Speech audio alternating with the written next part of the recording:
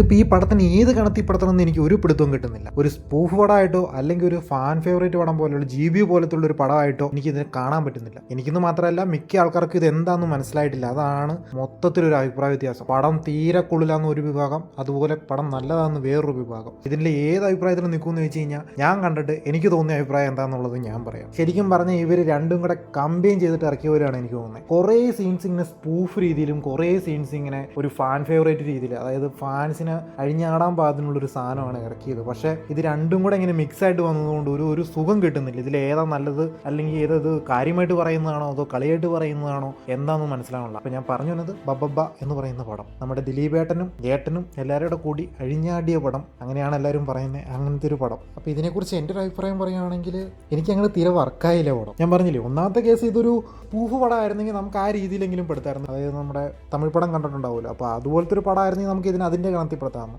ഇത് അതുമല്ല, GBU പോലെയാണെന്ന് വെച്ച് കഴിഞ്ഞാൽ അതുമല്ല.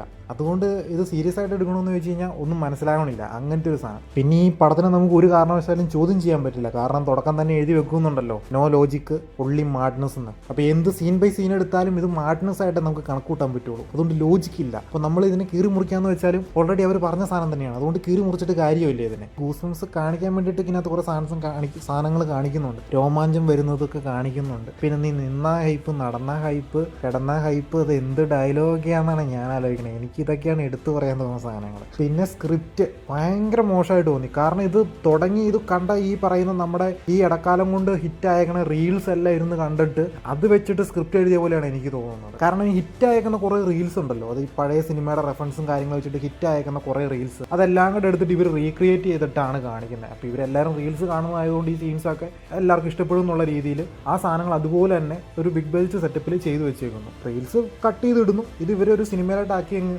എടുത്ത് വെച്ചേക്കുന്നു. ഇപ്പോൾ ഒരു കണക്കിന് എക്സാമ്പിൾ പറയുകയാണെങ്കിൽ നമ്മുടെ ധ്യാനിനെ നമ്മൾ ട്രോളുന്ന ഇന്റർവ്യൂ സ്റ്റാർ എന്ന് പറഞ്ഞിട്ടുള്ള സാധനം, അത് ഇതിനകത്ത് അതുപോലെ തന്നെ വെച്ചിട്ടുണ്ട്. പിന്നെ ദിലീപിന്റെ വെട്ടത്തിലെ ആ സീൻ, കുറേ റെഫറൻസ്, കുറേ റീക്രിയേഷൻ സീൻസ്, കുറേ റെഫറൻസ് അങ്ങനെയൊക്കെ വെച്ചിട്ടാണ് പടം പോകുന്നത്. പക്ഷേ നമ്മുടെ GBUലും ഇതുപോലെയൊക്കെ തന്നെ ഒരുപാട് റെഫറൻസും കാര്യങ്ങളൊക്കെ ഉണ്ടായിരുന്നു. പക്ഷേ അത് ഭയങ്കര ഒരു മാസ് മൊമെന്റ് നമുക്ക് അവിടെ നിന്ന് കിട്ടി. GBU പിന്നെയും കണ്ടുകൊണ്ടിരിക്കുകയായിരുന്നു. ഇതെന്തോ എനിക്കത്ര ഒരു നിർവികാരതയായിരുന്നു എനിക്ക് മൊത്തം കണ്ടിട്ട്. നോ ലോജിക്ക് ഒള്ളി മാഡ്നസ്, ഇത് മാത്രമേ ഉള്ളൂ. അപ്പം അങ്ങനെ പറഞ്ഞ സ്ഥിതിക്ക് നമുക്കൊന്നും തോന്നല്ലോ, ഒരു തെലുങ്കോടം മറ്റേ ബാലയ്യ പോലത്തെ അവരുടെയൊക്കെ പടം ഇരുന്ന് കാണുന്ന ഒരു ഫീലേ ഉള്ളൂ ഇതിനകത്ത്. പിന്നെ പറഞ്ഞു വരുവാണെങ്കിൽ ഇന്റർവെൽ പോർഷനിലായിട്ട് വരുമ്പോൾ നമുക്കൊരു ഫൈറ്റ് ഒക്കെ ഉണ്ട്. അതായത് നമ്മുടെ ഒരു വിക്രം മോഡൽ ഒരു ഫൈറ്റ് ഒക്കെ വരുന്നുണ്ട്, ഒരു റിവീലിംഗ് സീനൊക്കെ കാണിക്കുന്ന ഒരു സംഭവമാണ്. പക്ഷെ ഓൾറെഡി നമ്മൾ ദിലീപേട്ടനെ ഇങ്ങനെ സീൻ ബൈ സീൻ കണ്ട് ഇങ്ങനെ വന്നുകൊണ്ട് ഇന്റർവെല്ലിലേക്ക് വരുമ്പോൾ നമുക്കറിയാം ഓൾറെഡി ഏട്ടനെ അവർ ഇടിച്ചിടൂ എന്നുള്ളത് മനസ്സിലായി. പിന്നെ ആ സമയത്ത് കുറേ റെട്രോ സോങ്സ് ഒക്കെ കയറ്റി സീൻ അത്യാവശ്യം പൊക്കി വെക്കാൻ നോക്കിയിട്ടുണ്ട്. അത് ഏറെക്കുറെയൊക്കെ വർക്കായിട്ടുണ്ട്. പക്ഷേ നമ്മൾ വിക്രത്തിനകത്ത് കണ്ട പോലെ ഒരു ഫേസ് ഓഫ് സീനൊക്കെ അവിടെ കാണിക്കുമായിരുന്നെങ്കിൽ ഭയങ്കര രസമായിട്ട് വന്നേനെ.